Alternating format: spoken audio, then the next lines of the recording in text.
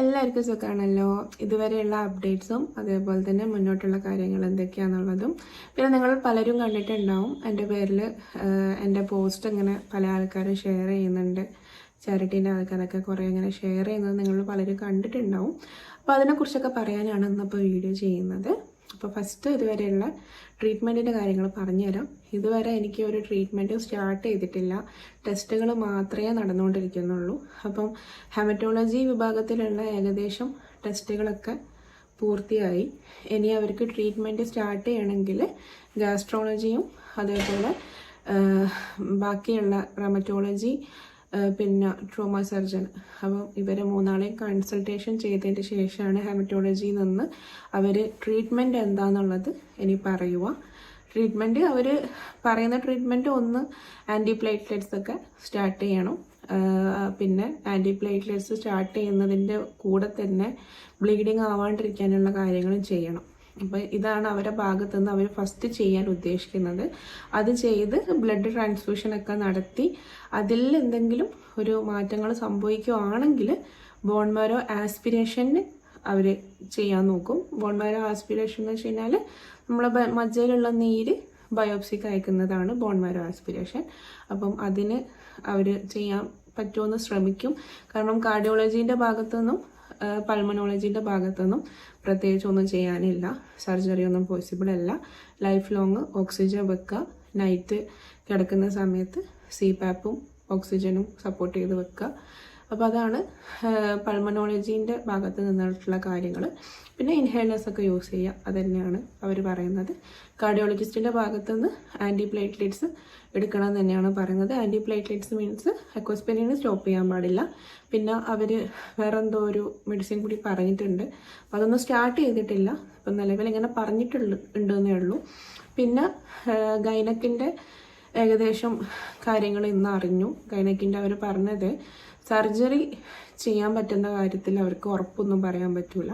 പക്ഷേ റേഡിയോളജിസ്റ്റ് സമ്മതിക്കുവാണെങ്കിൽ റേഡിയോളജിസ്റ്റിൻ്റെ ഒപ്പീനിയനും കൂടി ചോദിച്ചിട്ട് അവർ ഇത് സഡേഷൻ ഒന്നും തരാണ്ട് തന്നെ ഒരു നീഡിൽ അബ്ഡമൺ വോളിലേക്ക് ഇറക്കിയിട്ട് നമ്മൾ അവിടെയുള്ള ലീഷൻസ് ജസ്റ്റ് എടുത്തിട്ട് അത് ടെസ്റ്റിന് അയക്കാം. ടെസ്റ്റിന് മീൻസ് ബയോപ്സിക്ക് അയക്കും. അപ്പോൾ ആ ബയോപ്സിയിൽ ഡയഗ്നോസ് ചെയ്യുന്ന രീതിയിൽ ട്രീറ്റ്മെൻറ്റ് നടത്താൻ പറ്റുമോ ഇനിയിപ്പം റേഡിയോളജിസ്റ്റ് സമ്മതിക്കില്ലെങ്കിൽ ഒരു സർജറിയാണ് അതിന് ഉള്ള ആകെയുള്ളൊരു വഴി. വേറെ വഴിയൊന്നുമില്ല.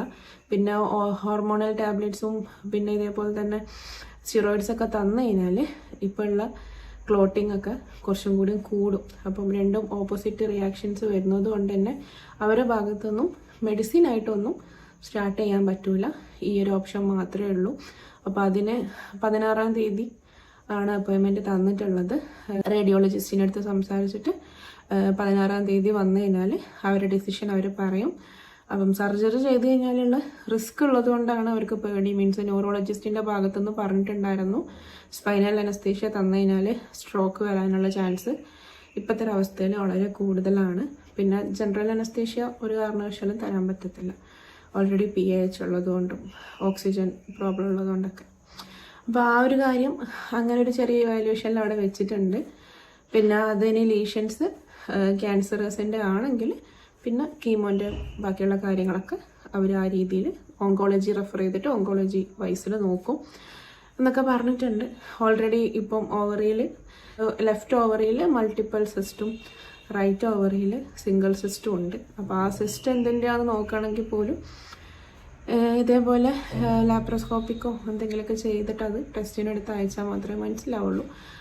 അപ്പം അതിൻ്റെ ഒരു കാര്യം അങ്ങനെയാണ്. ഹെമറ്റോളജി ഡിപ്പാർട്ട്മെൻ്റ് എന്ന് പറഞ്ഞത് ഇതേപോലെ ബാക്കിയുള്ള ഡിപ്പാർട്ട്മെൻറ്റിലുള്ള എല്ലാവരും ഒപ്പീനിയന് പറഞ്ഞിട്ടാണ് അവർ കാര്യങ്ങൾ സ്റ്റാർട്ട് ചെയ്യാൻ. പിന്നെ മെയിനായിട്ട് അവർ പറഞ്ഞത് ഗാസ്ട്രോളജീനെ കാണിച്ചിട്ട് എനിക്ക് സ്റ്റൂളൊക്കെ പാസ് ചെയ്യുന്ന സമയത്ത് മീൻസ് മോഷൻ പോകുന്ന സമയത്ത് ബ്ലഡ് പോകുന്നുണ്ട്, നല്ലപോലെ ബ്ലഡ് പോകുന്നുണ്ട്, ഹെവി ആയിട്ട് തന്നെ ബ്ലഡ് പോകുന്നുണ്ട്. അപ്പം അതുകൊണ്ട് തന്നെ ആ ബ്ലഡ് പോകുന്നത് എന്തുകൊണ്ടാണ് എന്ന് കണ്ടുപിടിക്കാൻ ഗാസ്ട്രോളജി ഡോക്ടറെ കാണിച്ച് അവർ എൻഡോസ്കോപ്പി കോളോസ്കോപ്പി എന്നൊക്കെ പറയുന്ന കുറേ കാര്യങ്ങളുണ്ട്. അപ്പം അതൊക്കെ ചെയ്ത് അതിൽ ഓക്കെയാണ്, കുഴപ്പമില്ല, നിങ്ങൾ ട്രീറ്റ്മെൻറ്റ് സ്റ്റാർട്ട് ചെയ്തോന്ന് പറഞ്ഞാൽ ഹെമറ്റോളജി സ്റ്റാർട്ട് ചെയ്യും. അപ്പോൾ എൻ്റെ അടുത്ത് ഇന്നലെ ഹോസ്പിറ്റലിൽ അഡ്മിറ്റ് ആവാൻ പറഞ്ഞു. അപ്പം അഡ്മിറ്റ് ആവുന്നതിന് മുമ്പ് ഇവിടെ നമ്മൾ ഓരോ ഡിപ്പാർട്ട്മെൻറ്റിലും ഓരോ എമൗണ്ടാണ്. ആ ഒരു എമൗണ്ട് ഫസ്റ്റ് ഇവിടെ ഡെപ്പോസിറ്റ് ചെയ്യണം. ഡെപ്പോസിറ്റ് ചെയ്തതിന് ശേഷമാണ് അവർ നമ്മളെ അഡ്മിഷൻ ചെയ്യുള്ളൂ. അഡ്മിഷൻ ചെയ്ത് കഴിഞ്ഞാൽ തന്നെ ഓരോ ടെസ്റ്റുകളും അപ്പം ബില്ല് ചെയ്താൽ മാത്രമേ ആ ടെസ്റ്റുകളൊക്കെ നടത്തുള്ളൂ. ബ്ലഡ് കൊടുക്കണമെങ്കിൽ പോലും അപ്പം തന്നെ പോയി ബില്ലടച്ച് ആ ബില്ലും കൊണ്ടുപോയാൽ മാത്രമേ ബ്ലഡ് എടുക്കുകയുള്ളൂ. അപ്പം നിലവിൽ ഡോക്ടറിൻ്റെ അടുത്ത് ഇന്നലെ അവിടുന്ന് ഗാസ്ട്രോളജി ഡിപ്പാർട്ട്മെൻറ്റിൽ അഡ്മിഷൻ ചെയ്തിട്ട് അവരെ ഭാഗത്തുള്ള എന്തൊക്കെയാണെന്നുള്ളതൊക്കെ നോക്കി അവർ ഓക്കെ ആണ്. ഇനിയിപ്പം അവർ ഓക്കെ അല്ല എന്ന് പറഞ്ഞു കഴിഞ്ഞാലും ആ രീതിയിൽ ട്രീറ്റ്മെൻറ്റ് എടുത്ത് അഡ്മിഷൻ ആവാനാണ് പറഞ്ഞത്. അപ്പോൾ എനിക്ക് ഈ ചാരിറ്റി വൈസിലും എൻ്റെ ഈ പോസ്റ്റ് ഷെയർ ചെയ്തിട്ടും എനിക്ക് ഏകദേശം 3.5 ലക്ഷം രൂപയാണ് ടോട്ടൽ എമൗണ്ട് കിട്ടിയത്. അതിൽ 2 ലക്ഷം രൂപ എനിക്കൊരു ചാരിറ്റീൻ്റെ ടീം അവരെന്നെ ഫസ്റ്റ് മുതലേ മുമ്പ് ഈ ഒരു CMCയിൽ വരുന്നതിന് മുമ്പേ അവരെന്നെ ഒരുപാട് ഹെൽപ്പ് ചെയ്ത ഒരു ചാരിറ്റി ടീമാണ്. അവരുടെ പേര് പറയരുതെന്ന് പറഞ്ഞതുകൊണ്ടാണ് ഞാൻ പറയാത്തത്. എനിക്ക് അവരുടെ പേര് പറയണമെന്നുണ്ട്, കാരണം അത്രയും മനസ്സറിഞ്ഞ് ഒരു രീതിയിൽ പോലും ബുദ്ധിമുട്ടിക്കാണ്ട് അവരെന്നെ അത്രയും ഹെൽപ്പ് ചെയ്ത കുറച്ച് ആൾക്കാരാണ്. അപ്പോൾ അവർ എനിക്ക് മുമ്പ് ഇവിടെ സത്യസായിലാണെങ്കിലും ആസ്റ്റർ മിംസിലാണെങ്കിലൊക്കെ ട്രീറ്റ്മെൻറ്റ് എടുക്കുന്ന സമയത്ത് അവരായിരുന്നു എന്നെ ഹെൽപ്പ് ചെയ്തത്. എനിക്ക് ഓക്സിജൻ കോൺസെൻട്രേറ്റർ മെഷീൻ അവരാണ് തന്നത്. ഇപ്പോൾ CPAPൻ്റെ മെഷീൻ വെക്കണം എന്ന് പറഞ്ഞിട്ട് എനിക്ക് വേണ്ടി അവർ CPAPൻ്റെ മെഷീൻ വാങ്ങിച്ചു വെച്ചിട്ടുണ്ട്. അപ്പോൾ അങ്ങനെ എമൗണ്ട് കിട്ടിയത്. പിന്നെ കുറച്ച് അത്യാവശ്യം അവിടുന്ന് ഇവിടുന്നൊക്കെ ആയിട്ട് കുറച്ച് പൈസ കിട്ടിയിട്ടുണ്ടായിരുന്നു. അപ്പോൾ അത് ഏകദേശം ഇവിടുത്തെ ഹോസ്പിറ്റലിൽ അതിൽ നല്ലൊരു എമൗണ്ട് ഇവിടെ ചിലവായി. പിന്നെ ഇവിടെ വീടെടുത്തു. ഞാൻ പറഞ്ഞിട്ടുണ്ടായിരുന്നു 30,000 രൂപയായിരുന്നു ഡെപ്പോസിറ്റ്. അപ്പം വീടെടുത്തു. അത്യാവശ്യം സാധനങ്ങളൊക്കെ വാങ്ങിക്കേണ്ടി വന്നു. പിന്നെ അങ്ങനെയുള്ള നമ്മൾ ട്രാവലിംഗ് എക്സ്പെൻസ് ആണെങ്കിലും ഹോസ്പിറ്റലിൽ ബാക്കിയുള്ള കാര്യങ്ങളാണെങ്കിലൊക്കെ അങ്ങനെ ആ ഒരു പൈസയിൽ തീർന്നു. അപ്പം ഇന്നലെ ഞാൻ ഡോക്ടറെ അഡ്മിഷൻ ചെയ്യാൻ വേണ്ടിയിട്ട് പറഞ്ഞ സമയത്ത് ഞാൻ ഡോക്ടറെ അടുത്ത് പറഞ്ഞു, ഡോക്ടറെ എൻ്റെ ഫണ്ടൊന്നും റെഡി ആയിട്ടില്ല, ഞാൻ നാട്ടിൽ പോയിട്ട് ഒന്ന് ഫണ്ട് അറേഞ്ച് ചെയ്ത് വന്നോട്ടെ എന്ന് ചോദിച്ചപ്പോൾ ഡോക്ടർ എന്നെ കൊന്നില്ല എന്നേ ഉള്ളൂ സത്യത്തിൽ. അപ്പം എൻ്റെ അടുത്ത് ചോദിച്ചു, നിങ്ങൾ പിന്നെ എന്തുകൊണ്ടാണ് വന്നത്? അപ്പം ഞാൻ പറഞ്ഞു, ഡോക്ടർ ഓൾറെഡി ഇത്രയും എക്സ്പെൻസ് ആയി, അപ്പം എനിക്കറിയില്ലായിരുന്നു ഇത്രത്തോളം. അപ്പോൾ അവരെൻ്റെ അടുത്ത് പറഞ്ഞു, നിങ്ങൾക്ക് ഇഷ്ടമുള്ളതുപോലെ ചെയ്യാം, പക്ഷേ എന്തെങ്കിലും ആയിക്കഴിഞ്ഞാൽ റെസ്പോൺസിബിലിറ്റി ഒന്നും നമ്മൾ ഏറ്റെടുക്കില്ല. ഓൾറെഡി നിങ്ങൾ വളരെ ലേറ്റാണ് ഹോസ്പിറ്റലിൽ വന്നതും കാണിക്കാൻ തുടങ്ങിയതും ഒക്കെ വളരെ ലേറ്റാണ്. ഇപ്പോഴും നമ്മൾ ഓരോന്ന് കണ്ടുപിടിച്ച് കൊണ്ടിരിക്കുന്നേ ഉള്ളൂ. ട്രീറ്റ്മെൻറ്റ് ഒന്നും സ്റ്റാർട്ട് ചെയ്തിട്ടില്ല. അപ്പം നിങ്ങൾ എത്രത്തോളം ലേറ്റ് ആക്കുന്നോ അത്രത്തോളം നിങ്ങളുടെ ട്രീറ്റ്മെൻറ്റും കാര്യങ്ങളൊക്കെ ഇങ്ങനെ വൈകിക്കൊണ്ടും നിങ്ങളെ അസുഖങ്ങളൊക്കെ കൂടിക്കൊണ്ടിരിക്കും എന്നൊക്കെ പറഞ്ഞു. അപ്പോൾ നമുക്ക് വേറെ ഓപ്ഷൻസ് ഒന്നും ഇല്ലല്ലോ. അതുകൊണ്ട് ഞാൻ പിന്നെ ഡോക്ടറെ അടുത്ത് നാളെ വരാമെന്നും പറഞ്ഞിട്ട് ഇന്ന് പിന്നെ ആ ഭാഗത്തോട്ട് പോയില്ല. ഞാൻ പറഞ്ഞു 2 CMC ഉണ്ടെന്ന്. അത് റാണിപ്പട്ട് CMCയിലാണ് ഹെമറ്റോളജിയും ഗാസ്ട്രോളജിയും റൊമറ്റോളജിയും ഒക്കെ കാണിക്കേണ്ടത്. അപ്പോൾ അവിടെ നിന്നാണ് ഇന്നലെ അവർ അഡ്മിഷൻ പറഞ്ഞത്. അപ്പോൾ അവിടുന്ന് ഇന്നലെ ഞാൻ ഇങ്ങനെ പറഞ്ഞിട്ട് ഇന്ന് വരാമെന്നും പറഞ്ഞിട്ട് പിന്നെ തിരിച്ചിങ്ങോട്ട് വന്നു. പിന്നെ ഇന്ന് ഞാൻ മറ്റേ ഹോസ്പിറ്റലാണ് പോയത്, വെല്ലൂരുള്ള CMCയിലാണ് പോയത്. അപ്പോൾ അവിടുന്ന് അവരെന്തായാലും 16-ാം തീയതി ഇത് ചെയ്യണമെങ്കിൽ എന്തായാലും അഡ്മിഷൻ പ്രൊസീജിയറൊക്കെ ചെയ്യണം, ഈ പ്രൊസീജിയർ ചെയ്യണമെങ്കിൽ അഡ്മിഷൻ ചെയ്യണമെന്നാണ് പറഞ്ഞത്. അപ്പം എന്നെ കുറച്ച് ചാരിറ്റിക്കാർ ബന്ധപ്പെട്ടിട്ടുണ്ടായിരുന്നു. അപ്പോൾ അവരെൻ്റെ അടുത്ത് ഇങ്ങനെ എൻ്റെ കാര്യങ്ങളൊക്കെ അന്വേഷിച്ചിട്ട് എൻ്റെ പോസ്റ്റ് ഇങ്ങനെ ഷെയർ ചെയ്യുന്നുണ്ടായിരുന്നു. അങ്ങനെ കുറേ ആൾക്കാർ എൻ്റെ പോസ്റ്റുകൾ ഷെയർ ചെയ്യുന്നുണ്ട്. പക്ഷെ എനിക്ക് അങ്ങനെ നമ്മൾ എക്സ്പെക്റ്റ് ചെയ്ത ഒരു എമൗണ്ട് ഇതുവരെ കിട്ടിയിട്ടില്ല. ഞാൻ പറഞ്ഞല്ലോ, എനിക്ക് 4 ലക്ഷം രൂപേൻ്റെ അടുത്ത് മാത്രമേ കിട്ടിയിട്ടുള്ളൂ, വേറെ എമൗണ്ട് ഒന്നും കിട്ടിയിട്ടില്ല. അപ്പം അതിനുവേണ്ടി ഇങ്ങനെ ശ്രമിക്കുന്നുണ്ട്. അപ്പം എമൗണ്ട് പൈസ കിട്ടിയിട്ട് മാത്രമേ ഇവിടെ ട്രീറ്റ്മെൻറ്റ് എടുക്കാനുള്ള ഒരു ഓപ്ഷൻ ഉള്ളൂ. കാരണം ഇവിടെ എനിക്ക് ഒരു ഡിപ്പാർട്ട്മെൻ്റ് അല്ലല്ലോ. ഞാൻ വരുമ്പം ആകെ ഹെമറ്റോളജിയും കാർഡിയോളജിയും പിന്നെ പൾമനോളജി മാത്രമേ ഉണ്ടായിട്ടുള്ളൂ. പിന്നെ അതിപ്പോൾ കൂടി പല ഡിപ്പാർട്ട്മെൻറ്റുകളായിട്ട് ഇങ്ങനെ മാറിക്കൊണ്ടിരിക്കുകയാണ്. ഓരോ ടെസ്റ്റ് ചെയ്യുമ്പോഴും അതിൻ്റെതെല്ലാം ഇപ്പുറത്ത് തന്നെയാണെന്ന് പറഞ്ഞിട്ട് അങ്ങനെ ഓരോന്നിനും ഓരോ പ്രൊസീജിയേഴ്സും ഓരോ ടെസ്റ്റുകളും കാര്യങ്ങളൊക്കെ നടന്നുകൊണ്ടിരിക്കുകയാണ്. അപ്പോൾ എന്ത് ചെയ്യണമെന്ന് അറിയില്ല. ഞാൻ ഇൻഷാല്ലാ ഞാൻ നാളെ നാട്ടിൽ പോവാണ്. നാട്ടിൽ പോയിട്ട് എന്തെങ്കിലും ഓരോ ഓപ്ഷൻസ് ഉണ്ടോ എന്ന് നോക്കണം. കാരണം ഇവിടെ ഇപ്പം എനിക്ക് ട്രീറ്റ്മെൻറ്റ് എന്ന് പറയുന്ന ഒരു അനിശ്ചിത കാലത്തേക്കോ അല്ലെങ്കിൽ ഒരു നിശ്ചിത തുകയൊന്നും ഇപ്പോഴത്തെ ഒരവസ്ഥയിൽ ഇവർക്ക് പറയാൻ പറ്റില്ല. എത്ര എമൗണ്ട് ആവുമെന്ന് അവർക്ക് പോലും ഒരു കാൽക്കുലേഷൻ ഇല്ല. കാരണം ഓരോ ഡിപ്പാർട്ട്മെൻറ്റിലും ഓരോ ടെസ്റ്റും ശരിക്കും പറഞ്ഞാൽ ദിവസം 30,000 35,000, ഇന്നലെ 35,000 രൂപ, ഇന്ന് 16,000 രൂപ, അങ്ങനെ ഓരോ ദിവസവും ടെസ്റ്റുകളുടെ ഇത് കൂടിക്കൊണ്ടിരിക്കുക. അപ്പോൾ അതിനുള്ളൊരു സാമ്പത്തിക അവസ്ഥയോ അങ്ങനെയുള്ളൊരു അവസ്ഥയിൽ നമ്മൾക്ക് ഇല്ല. അപ്പോൾ അതുകൊണ്ട് തന്നെ ഞാൻ നാളെ നാട്ടിലേക്ക് പോവാണ്. നാട്ടിൽ പോയിട്ട് എന്തെങ്കിലും ഒരു ഫണ്ട് റേസ് ചെയ്യാൻ പറ്റുമോ എന്നുള്ളത് നോക്കണം ഇൻഷാ അല്ലാഹ്. പിന്നെ 10-ാം തീയതിക്ക് ശേഷമാണ് പിന്നെ ബാക്കിയുള്ള അപ്പോയിൻമെൻ്റൊക്കെ. അപ്പോൾ അതിൻ്റെ മുമ്പ് എന്തെങ്കിലും ചെയ്യാൻ പറ്റുമോ നോക്കണം. എന്നിട്ട് വന്നിട്ട് ഇനിയിപ്പം റൊമറ്റോളജിയും ഗാസ്ട്രോളജിയും ട്രോമ സർജണിയും പിന്നെ 16-ാം തീയതി ഗൈനക്കിനൊക്കെ കാണണം.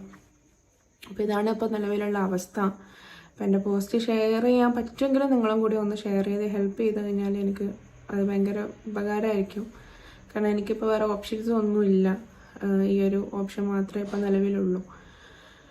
പിന്നെ ഞാൻ പറഞ്ഞല്ലോ, എന്നെ ഒരു ചാരിറ്റീൻ്റെ ടീംസ് എന്നെ നല്ല രീതിയിൽ സഹായിച്ചിട്ടുണ്ട്. അവരെനിക്ക് മാക്സിമം ഹെൽപ്പ് ചെയ്ത് തന്നിട്ടുണ്ട്.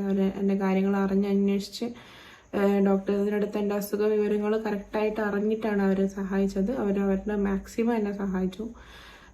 പിന്നെ ഒരു ടീം എന്നെ നല്ല രീതിയിൽ മിസ്യൂസ് ചെയ്തു. എൻ്റെ പേരിൽ പൈസ പിരിച്ചിട്ട് അത് പല തവണകളായിട്ട് നമ്മളിങ്ങനെ പറഞ്ഞ് എന്താ പറയുക വളരെ ബുദ്ധിമുട്ടിച്ചിട്ട് നമുക്ക് ഏകദേശം 1 ലക്ഷം രൂപ അവർ പല തവണകളായിട്ട്, അതും ബുദ്ധിമുട്ടുള്ള സമയത്ത് അത്രത്തോളം അവരുടെ അടുത്ത് റിക്വസ്റ്റ് ചെയ്തിട്ട് അവർ നമുക്ക് തന്നിട്ടുണ്ടായിരുന്നു. പിന്നീട് നമ്മൾ അവരെത്രത്തോളം പൈസ പിരിച്ചെന്ന് അറിഞ്ഞിട്ട് നമ്മളത് ചോദ്യം ചെയ്തപ്പോൾ അവർ നമ്മളെ ബ്ലാക്ക് മെയിൽ ചെയ്യുന്ന രീതിയിലാണ് സംസാരിച്ചത്. പിന്നീട് നമ്മൾ അവരുടെ അടുത്ത് സ്റ്റേറ്റ്മെൻറ്റ് ചോദിച്ചപ്പോൾ അവർക്ക് തരാൻ സൗകര്യമില്ല, നിങ്ങൾ പോയി കേസ് കൊടുക്കുന്നൊക്കെ പറഞ്ഞ് നമ്മൾ ആ ഒരു മാനസികാവസ്ഥയിൽ അവർ നമ്മൾ ആ രീതിയിൽ പറഞ്ഞ് ഇതാക്കി. പിന്നെ നമ്മൾ അതിൻ്റെ ബാക്കിൽ പോയില്ല. അറിയുന്ന കുറച്ച് ആൾക്കാരുടെ അടുത്ത് പറഞ്ഞിട്ടുണ്ടായിരുന്നു. അപ്പോൾ അവരെക്കുറിച്ച് അന്വേഷിച്ചപ്പോൾ അവരാരും ഇപ്പോൾ നിലവിൽ ഇവിടെ ഇല്ല എന്ന് പറഞ്ഞു. അപ്പോൾ അത് അങ്ങനെ ഒരു കാര്യം അതിൻ്റെ സൈഡിലൂടെ പോയി. പിന്നെ എന്നെ ഫസ്റ്റ് നല്ലൊരു രീതിയിൽ എൻ്റെ ഇത് ഡയഗ്നോസ് ചെയ്ത സമയത്ത് ഒരു 6 മാസം മുമ്പ് എന്നെ ഹെൽപ്പ് ചെയ്തത് എൻ്റെ വീട്ടിൻ്റെ അപ്പുറത്തുള്ള എൻ്റെ ഒരു നെയ്ബർ ആൻറ്റി ആയിരുന്നു. അപ്പോൾ ആ ആൻറ്റി എൻ്റെ അടുത്ത് പോലും ചോദിക്കേണ്ട അവരെ പല ഫാമിലി ഗ്രൂപ്പിലും എന്നെക്കുറിച്ച്, എൻ്റെ അവസ്ഥയെക്കുറിച്ച് അവർ കണ്ടറിഞ്ഞ് മനസ്സിലാക്കി പറഞ്ഞിട്ടായിരുന്നു എനിക്ക് അത്യാവശ്യം കുറച്ച് പൈസ കിട്ടിയത്. ആ പൈസയും ഇതേപോലെ പല തവണകളായിട്ട് ഹോസ്പിറ്റലിൽ പോയിട്ടും, പിന്നെ എനിക്ക് ആഴ്ചക്ക് 22,000 രൂപേൻ്റെ ഒരു ഇഞ്ചക്ഷൻ അടിക്കണം. സ്ട്രോക്ക് വരാണ്ടിരിക്കാൻ മുൻകൂട്ടി അടിക്കുന്ന ഇഞ്ചക്ഷനാണ്. ഇപ്പോൾ 1 മാസമായിട്ട് ഞാൻ ആ ഇഞ്ചക്ഷൻ അടിക്കുന്നില്ല. കാരണം ഇപ്പം എല്ലാം കൂടി ബാലൻസ് ചെയ്യാൻ പറ്റാത്ത ബുദ്ധിമുട്ടുള്ളതുകൊണ്ട് തന്നെ ചെയ്യാൻ പറ്റുന്നുണ്ടായിട്ടില്ല. അപ്പോൾ അവരായിരുന്നു എന്നെ ഫസ്റ്റ് എല്ലാ രീതിയിലും ഹെൽപ്പ് ചെയ്തത്. പിന്നീട് ഞാൻ പറഞ്ഞ ആ ചാരിറ്റീൻ്റെ അവർ വന്ന് നമ്മളെ വല്ലാത്തൊരു രീതിയിൽ ബുദ്ധിമുട്ടിച്ചിട്ടാണ് പോയത്. പിന്നെ വന്ന് അവർ മാക്സിമം അവരെ കൊണ്ട് പറ്റുന്ന എല്ലാ കാര്യങ്ങളും ചെയ്തു തന്നു. ഇപ്പം എനിക്ക് CPAP എമർജൻസി ആയതുകൊണ്ട് അവരെനിക്ക് പുതുതായിട്ടൊരു CPAP മെഷീന് വാങ്ങിച്ചു തന്നു. അപ്പം അങ്ങനെയുള്ള കാര്യങ്ങളൊക്കെ ഒരു ഭാഗത്ത് നടക്കുന്നുണ്ട്. അപ്പോൾ നിങ്ങൾക്ക് ആർക്കെങ്കിലും പറ്റുമെങ്കിലും ജസ്റ്റ് എൻ്റെ പോസ്റ്റ് ഒന്ന് ഷെയർ ചെയ്തൊന്ന് ഹെൽപ്പ് ചെയ്താൽ കുറച്ച് എത്രത്തോളം അത് പോസിബിൾ ആവുമെന്ന് എനിക്കറിയില്ല. കാരണം എത്രത്തോളം ഇവിടെ ഫണ്ട് ഇതാവേണ്ടി വരുമെന്നൊന്നും എനിക്കറിയില്ല. ഫസ്റ്റ് അവർ 25 lakhs ആയിരുന്നു ആദ്യം വന്നപ്പം പറഞ്ഞത്. പക്ഷേ പിന്നീട് വന്നപ്പം 60 ലക്ഷം രൂപയാവും ബോൺമാരും അങ്ങനെ ഇങ്ങനെന്നൊക്കെ പറഞ്ഞു. പിന്നെ ഇപ്പോൾ ഓരോ ഇതൊക്കെ കൂടി വന്നപ്പോൾ അതിലൊന്നും നിൽക്കാത്തൊരു സിറ്റുവേഷനിലാണ് പറഞ്ഞത്.